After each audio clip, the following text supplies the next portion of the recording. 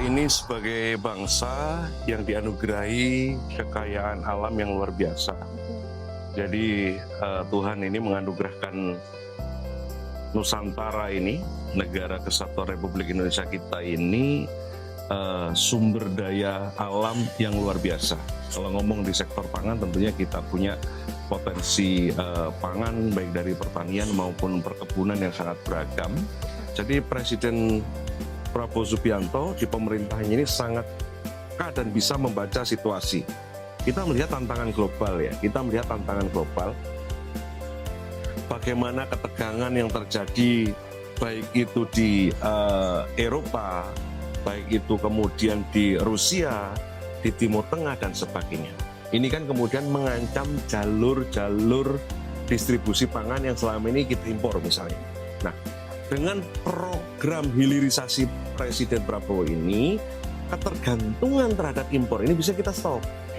Kita tidak tergantung lagi sehingga situasi perekonomian kita tetap stabil.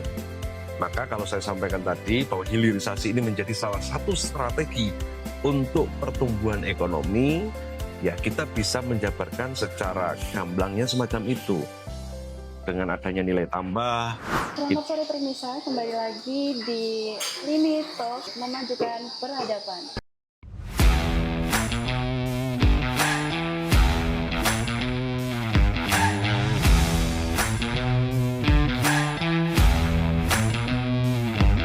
Selamat sore Primisa, kembali lagi di Limit Talk memajukan peradaban. Bersama saya Mala, kali ini kita akan sedikit berbincang tentang konsep hilirisasi pangan menuju ketahanan dan kedaulatan pangan. Seperti yang kita tahu, Indonesia sendiri itu sudah sejak lama menjadi pusat rempah dunia dengan keanekaragaman hayati yang luar biasa, menjadikan Indonesia ini sendiri sebuah negara agraris yang disegani dunia. Dikutip dari Kementerian Perindustrian, potensi hilirisasi Indonesia ini sendiri itu sangat besar, baik dari sektor pembangunan maupun sektor sumber daya alam. Kali ini kita akan berbincang santai dengan narasumber kita, izin Bapak, yaitu dengan Bapak Haji Kusni Mubarok, SH, MM, MH. Menurut Pak Dewan, terkait potensi hilirisasi di Indonesia ini itu seperti apa? Ya, ngomong tentang hilirisasi, tentunya kita ngomong dari hulu. Kita ini sebagai bangsa yang dianugerahi kekayaan alam yang luar biasa. Betul. Jadi Tuhan ini menganugerahkan Nusantara ini, negara kesatuan Republik Indonesia kita ini, sumber daya alam yang luar biasa. Kalau ngomong di sektor pangan tentunya kita punya potensi pangan baik dari pertanian maupun perkebunan yang sangat beragam, sehingga hilirisasi ini bisa menjadi salah satu strategi untuk pengembangan dan peningkatan ekonomi negara. Kalau kita melihat rempah-rempah kita, hasil perkebunan kita, baik itu tebu, kopi, kelapa, dan sebagainya, maupun sektor pertanian yang beberapa saat yang lalu kita mendapatkan kabar yang mengembirakan terkait dengan cadangan pangan kita. Ini kemudian menjadi penting bagi bangsa, di mana ini menjadi salah satu strategi pemerintahan Presiden Prabowo ini untuk melakukan hilirisasi.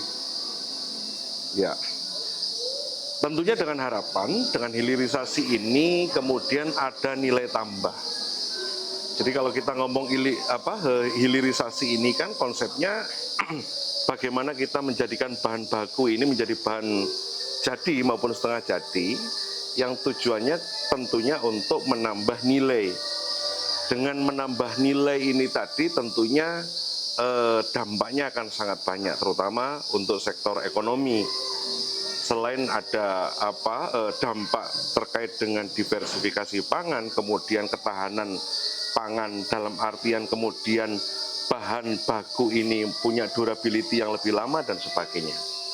Jadi kalau ngomong potensi hilirisasi maka memang sudah benar apa yang dicanangkan oleh pemerintahan Presiden Prabowo ini, bahwa kita harus melakukan hilirisasi dalam rangka apa? Memberikan nilai tambah. Memberikan nilai tambah, dan kemudian kita bisa menekan ekspor barang mentah dan mengganti menjadi barang-barang setengah jadi maupun barang jadi, substitusi ekspor, yang ini tentu nilainya akan lebih bertambah. Di samping itu kemudian kita juga bisa tidak tergantung kepada impor, karena kita selama ini kan tradisi ini ya, bukan tradisi sebenarnya, ini kebijakan yang kemudian dikoreksi banyak oleh pemerintahan Presiden Prabowo. Yang ini kalau Mbak mengikuti bagaimana Pak Prabowo di setiap kampanyenya, di setiap sosialisasinya selalu mengusung tema paradoks Indonesia, itu kan kita ngomong tentang bagaimana kita kaya raya, tapi kok ini tidak berdampak terhadap kesejahteraan bangsanya gitu. Dan kemudian diidentifikasi oleh Pak Prabowo dan tim-timnya ini bahwa terjadi kebocoran.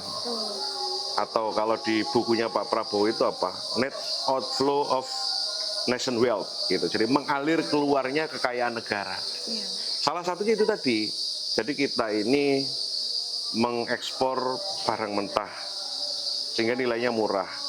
Nanti kemudian kita impor barang jadi yang itu sebenarnya bahan bakunya dari kita. Nah, maka kalau ngomong potensi ya, Indonesia dengan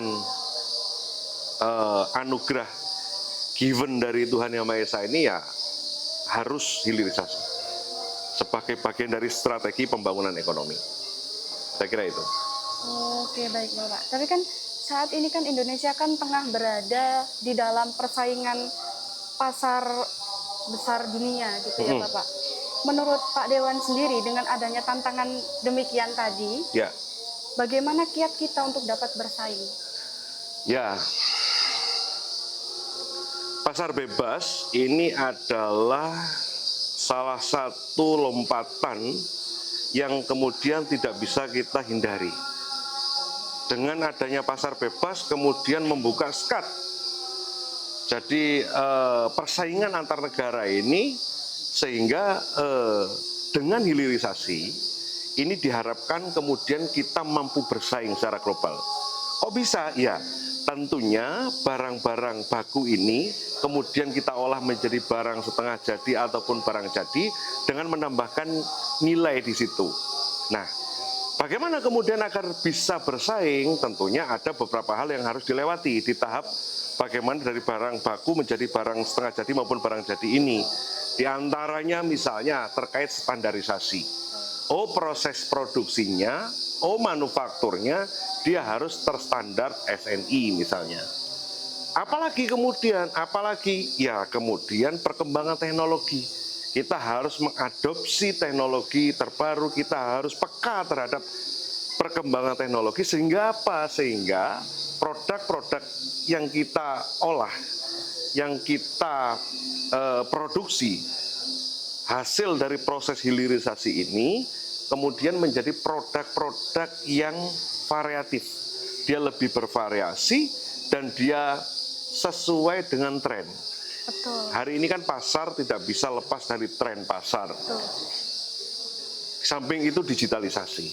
Satu hal yang tidak bisa kita hindarkan kalau kita ngomong persaingan global, kalau kita ngomong bersaing dengan dunia luar, ya kita nggak boleh anti digitalisasi.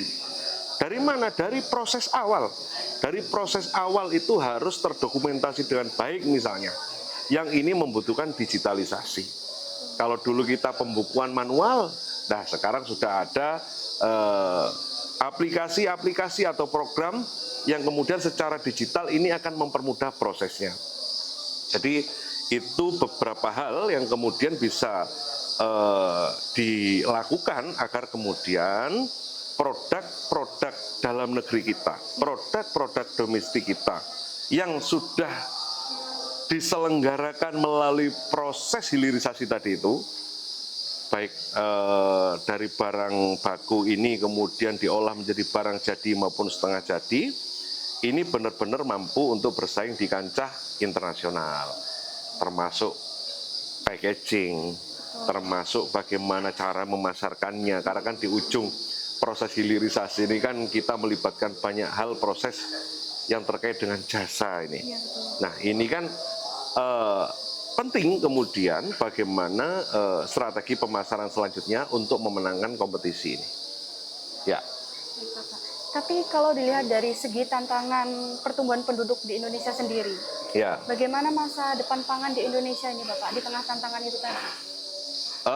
Negara kita dengan bonus demografi yang kemudian ini bisa menguntungkan juga bisa mengancam terhadap ketahanan pangan kita. Salah satu yang kita syukuri adalah Presiden Prabowo, pemerintahan hari ini sangat peka dan bisa membaca arah perkembangan bangsa dan negara kita ini. Betul, Bapak. Maka di awal periode Presiden Prabowo menjabat, kedaulatan pangan, swasembada pangan, menuju kedaulatan pangan maupun ketahanan pangan menjadi prioritas utama.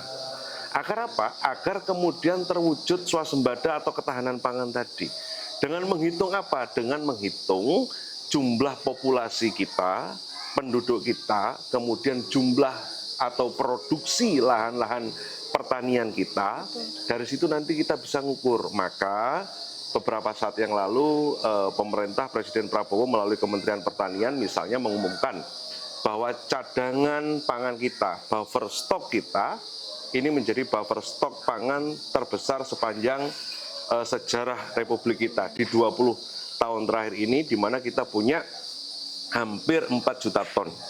Yang ini kemudian menjawab apa yang Mbak sampaikan tadi itu, bahwa dengan bertambahnya jumlah penduduk, tentunya tantangan pangan ini akan menjadi salah satu isu yang harus dibicarakan. Betul. Salah satunya untuk menjawab bagaimana mewujudkan ketahanan pangan ini dengan hilirisasi. Dari gabah kemudian diolah menjadi beras. Dari beras kemudian ada yang diolah menjadi tepung, ada yang diolah menjadi kue. Dari tepung setengah jadi ini kemudian menjadi kue ataupun menjadi produk-produk lain yang tentunya ini mempunyai nilai tambah semakin tinggi pasti.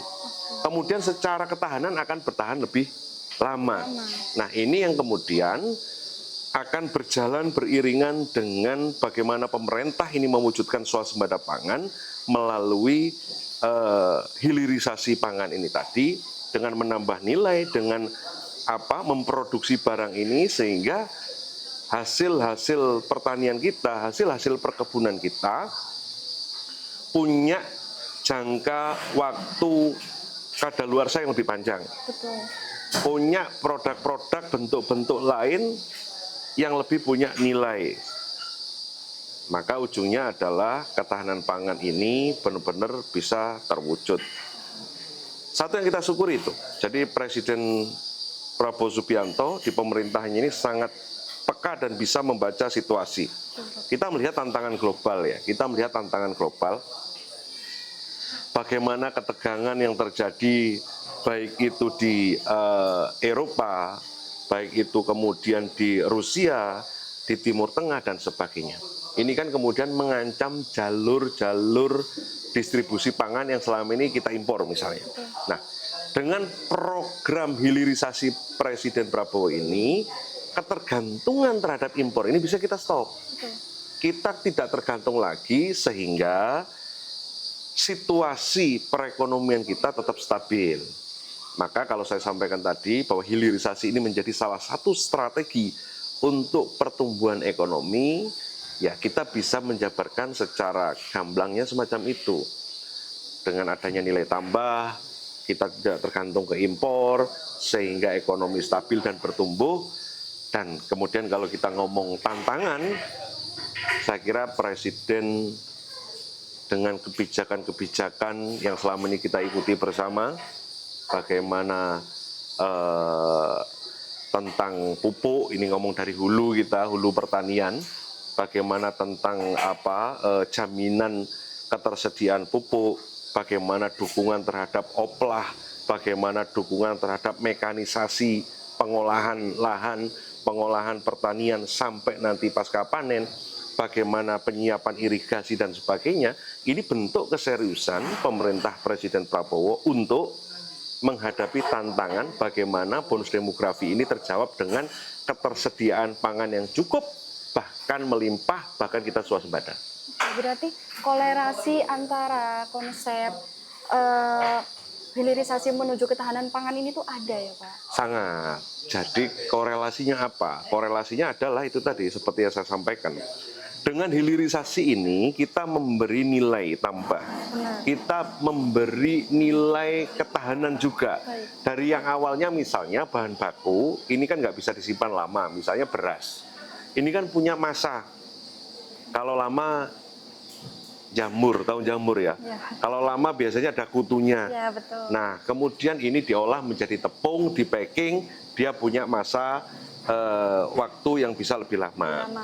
Kemudian diolah menjadi bentuk makanan-makanan yang kemudian bisa punya waktu simpan lebih lama. Nah, korelasinya apa ya dengan hilirisasi ini? Tentunya ketahanan pangan akan terwujud, termasuk itu tadi bagaimana di sektor-sektor yang lain, perkebunan, kelapa misalnya, kopi misalnya. Ini kan punya nilai ketika kemudian dari biji kopi dijemur melalui proses, kemudian diolah, di roasting, sampai kemudian jadi biji maupun bubuk yang nanti bisa diedarkan dengan nilai tambah dan tentunya disimpan bisa bertahan lebih panjang lagi. Ya, gitu.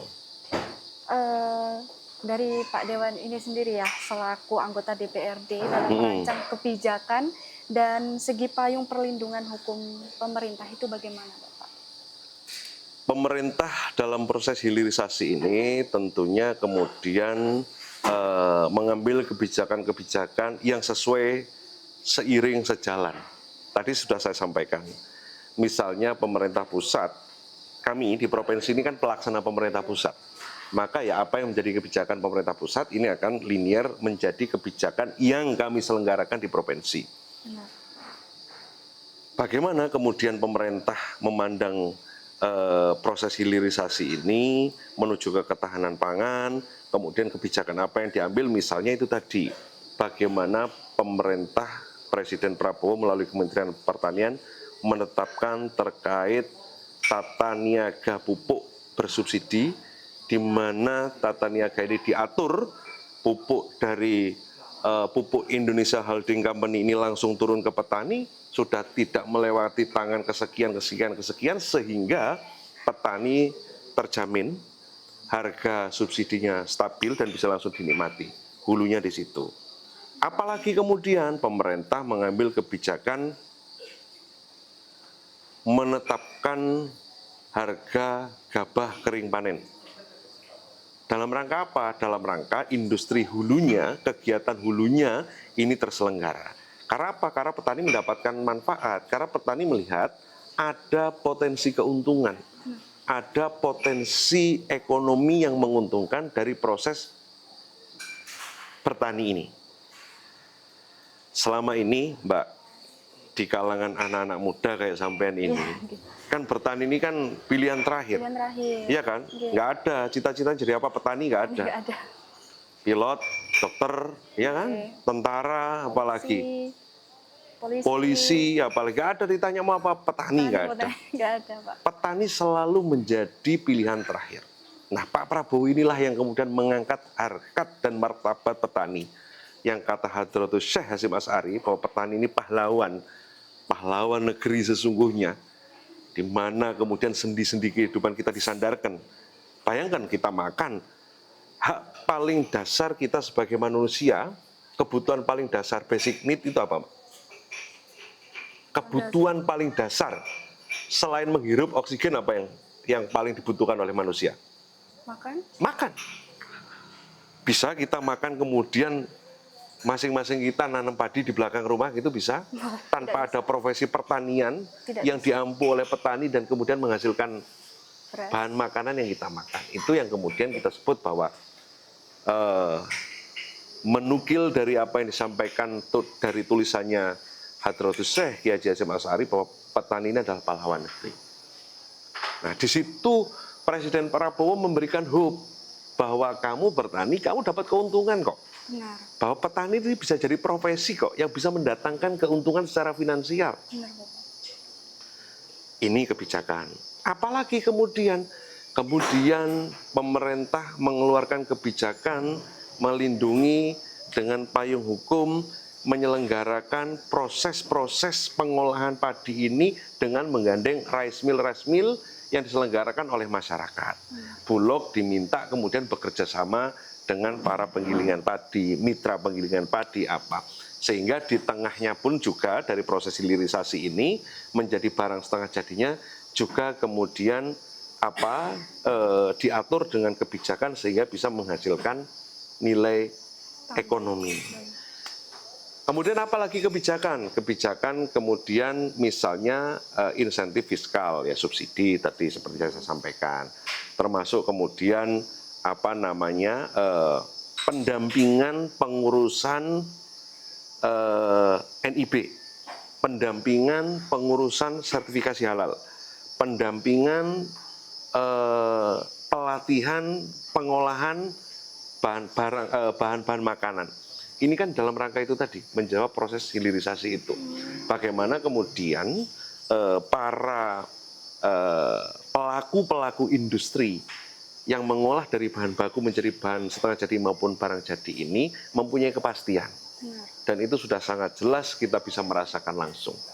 Kita merasakan langsung sehingga ya hari ini kita bisa punya harapan bahwa Indonesia ini akan cerah dengan kebijakan-kebijakan yang sudah diputuskan oleh pemerintahan Presiden Prabowo, di mana kemudian di sektor hilirisasi khususnya di bidang pangan ini ya kita bisa melihat sendiri, merasakan sendiri, atau kalau Mbak mungkin punya keluarga petani, punya tetangga petani, apa bisa ditanyakan bagaimana pupuk hari ini, apakah bertani hari ini menguntungkan atau tidak. Semuanya senang bagaimana dukungan masif Presiden Prabowo untuk penyiapan irigasi, untuk mekanisasi proses pengolahan dan pasca panen, dan nanti di ujungnya ada kepastian harga, dan kemudian disiapkan Bulog sebagai off-taker. Ini kan kemudian membuat proses hilirisasi khususnya di pangan ini berjalan lancar dengan kebijakan-kebijakan ini. Ya, Itu Mbak. Kebijakan ini tuh benar-benar berdampak khususnya untuk petani ya Pak ya. Berdampak langsung. Saya kebetulan juga petani. Oke. Ya memang nggak banyak Mbak sawah saya, tapi karena saya punya sawah, saya boleh dong declare petani. Bapak saya petani, keluarga saya petani. Hari ini saya merasakan itu. Hari ini saya merasakan bahwa ada hope gitu. Ada hope, ada giroh, ada semangat untuk bertani karena ternyata menguntungkan juga loh. Iya Pak. Ternyata ada potensinya loh. Dan kita nggak susah untuk mengakses pupuk. Dan kita nggak susah kemudian nanti kalau sudah panen nggak payu gimana Pak? Kalau kemudian kita panen mekanisasi pasar bebas berlaku, kita ditekuk harga oleh tengkulak, oleh pemodal dan sebagainya, itu nggak ada. Karena apa? Presiden Prabowo menetapkan harga gabah kering panen dipatok 6.500. Sudah, nggak boleh di bawah itu dong, iya kan? Benar. Kemudian memberdayakan mitra-mitra penggilingan padi dari penggilingan padi punya masyarakat yang ada di desa-desa, Bulog diminta untuk bekerja sama dengan itu. Dan kemudian di produk jadinya seperti beras ataupun nanti setelah itu diolah lagi menjadi proses bahan makanan atau tepung ya, atau makanan jadi, ini kan membutuhkan proses izin. Benar. Produk dari kebijakannya salah satunya itu tadi. Bagaimana pemerintah kami ya di DPRD ini juga punya kewajiban konstitusi yang ini bersumber dari kebijakan pemerintah, salah satunya itu tadi melakukan pendampingan pengurusan NIB, melakukan pendampingan penerbitan sertifikat halal reguler, melakukan pendampingan pelatihan terhadap masyarakat untuk itu tadi mengolah barang-barang mentah menjadi barang setengah jadi maupun barang jadi.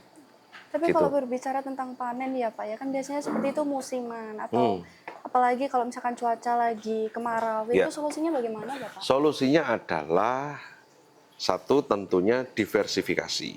Nah, Solusinya adalah ya kita menyiapkan ini sebaik mungkin. Bagaimana kemudian kita menyiapkan sebaik mungkin, ya ini tentunya dukungan pemerintah dan bagaimana petani ini membaca situasi sehingga kemudian kita bisa beradaptasi. beradaptasi. Cuaca, Mbak, alam, Mbak, nggak bisa kita lawan. Yang bisa kita lakukan adalah bagaimana beradaptasi, bagaimana kemudian kita bisa menyesuaikan. Karena saya kok meyakini ya, Tuhan, Gusti Allah ini menciptakan apapun, memberikan apapun, baik itu ujian, bahkan cobaan pun, ini selalu ada manfaat, selalu ada hikmah Benar, yang menyertai. benar. Maka itu tadi, dengan adanya perubahan iklim yang tidak menentu, maka kemudian kita dipaksa untuk berpikir, karena kita dianugerahi akal, kemudian kita ngerti, maka muncul produk-produk baru. Ini kan menguntungkan, Benar Bapak. ya kan? Misalnya kemudian ada alat pertanian baru, ada dulu kan teknologi dulu kan kita nggak kenal greenhouse, sehingga kan kemudian kita terbatas waktu, terbatas tempat dan sebagainya. Hari ini kita bisa menyelenggarakan pertanian-pertanian yang kemudian memang harus tidak boleh kena panas hujan secara langsung dengan di dalam greenhouse itu.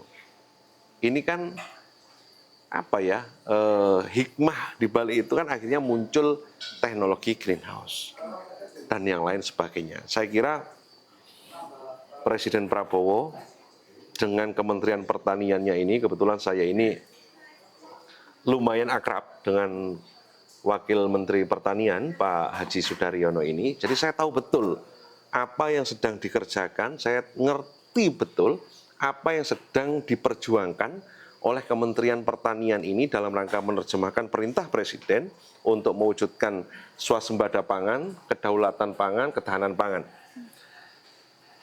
Sampai begini, Mbak, saya itu menyaksikan sendiri waktu itu Pak Menteri Pertanian dan Pak Wakil Menteri Pertanian itu di hadapan jajaran sekjen dan para dirjen-dirjen sampai tingkatan direktur dan sebagainya itu menyampaikan bahwa Anda semuanya hanya boleh kembali ke Jakarta, maksudnya ke kantor itu, Iya Pak. untuk laporan hasil dari kerja di lapangan sekaligus ngambil baju untuk kemudian berangkat lagi. Sampai sebegitunya. Ini yang kita butuhkan, birokrasi yang semacam ini kita butuhkan. Bagaimana kemudian ngurusi pertanian yang ini objeknya adalah sawah, yang ini adalah objeknya adalah perkebunan, yang ini objeknya adalah hamparan yang tersebar di seluruh Nusantara dengan hanya duduk di kursi saja. Iya, benar. Di balik meja di Kementerian Pertanian. Itu yang nggak ada di era Pak Amran dan Pak Sudaryono ini, semua turun. Pak Menteri turun kerja keras, Pak Wamen turun kerja keras, ini saya tahu persis. Maka ini bentuk keseriusan pemerintahan Presiden Prabowo dalam rangka menjawab segala tantangan di bidang pangan tadi. Oke, jadi intinya kebijakan ini tuh benar-benar sangat berpotensi ya Pak ya, Ya. untuk petani tadi dan Ya. juga walaupun cuacanya sedang buruk atau kemarau kayak gitu kan Betul. tidak bisa dijadikan hambatan. Tidak bisa dijadikan hambatan, maka kita beradaptasi. Iya betul. Dengan apa? Dengan teknologi. Dengan apa? Dengan diversifikasi. Kalau Mbak lihat di YouTube itu, ada perikanan yang diselenggarakan di gurun itu.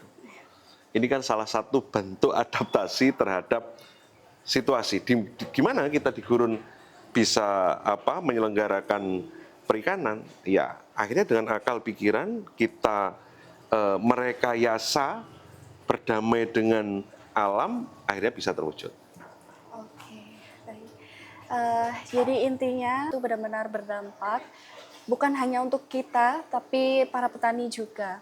Ya. Dan di sini kita juga tidak bisa menjadikan cuaca itu sebagai hambatan ya Bapak Nggak ya. bisa. Tidak bisa dilawan juga ya Pak. Tidak Karena bisa itu dilawan. semua kan Kita harus sudah berdamai. kehendak dari Ya. Yang Maha Esa Ya, gitu ya ya. Bapak ya. Baik pemirsa, mungkin cukup itu saja dari obrolan kita pada sore hari ini. Ya. Terima kasih Bapak. Makasih. Kami akhiri. Wassalamualaikum warahmatullahi wabarakatuh.